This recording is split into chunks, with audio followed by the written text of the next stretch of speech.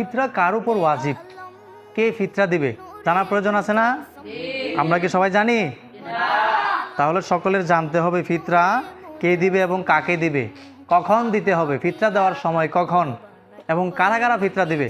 ফিতরা কি সবার উপরে নাকি বিশেষ কয়েকজনের উপরে, আমরা আজকে এই বিষয়ে জানবো। আসুন, সদকাতুল ফিতর সম্পর্কে রাসূলুল্লাহ সাল্লাল্লাহু আলাইহি ওয়াসাল্লাম ইরশাদ করেছেন, বান্দার রোজা আসমান এবং জমিনের মাঝখানে ঝুলন্ত থাকে যতক্ষণ পর্যন্ত সদকায়ে ফিতর আদায় না করে।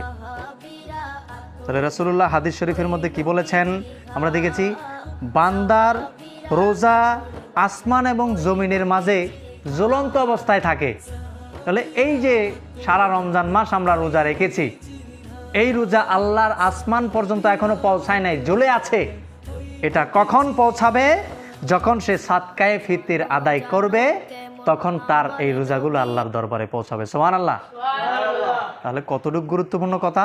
তাহলে এই হাদিস দ্বারা বোঝা যাচ্ছে, যারা রোজা রেখেছে তারা ফিতরা দিবে। যিনি রোজা রেখেছেন তিনি কি দিবেন? ফিতরা দিবেন। তার মানে ফিতরা সকলের উপরে ওয়াজিব, সবাইকে ফিতরা আদায় করতে হবে। ফিতরা আদায় না করলে বান্দার রোজা আসমানে ঝুলন্ত অবস্থায় থাকবে। অবশ্যই আদায় করতে হবে। তাহলে গুরুত্বপূর্ণ মাসালা। এখন ফিতরা কখন আদায় করবে? মাসালা, সদকায়ে ফিতর ওয়াজিব, এর সময় সারা জীবন। এর সময় কি? সারা জীবন ফিতরা আদায় করতে হবে, যে কোনো সময়। অর্থাৎ যদি যথাসময়ে আদায় না করে থাকে তাহলে যে কোনো সময় আদায় করা যায়। আর আদায় না করলে বাতিল হয়ে যাবে না ফিতরা আদায় না করলে, এবং যখনই আদায় করা হোক কাজা হিসাবেও গণ্য হবে না, বরং আদা হিসেবেও গণ্য হবে। অর্থাৎ আদায় হয়ে গেছে এটা হিসাবেও ফিতরা গণ্য হবে। তবে ঈদের নামাজের আগে ফিতরা আদায় করা হচ্ছে সুন্নাত।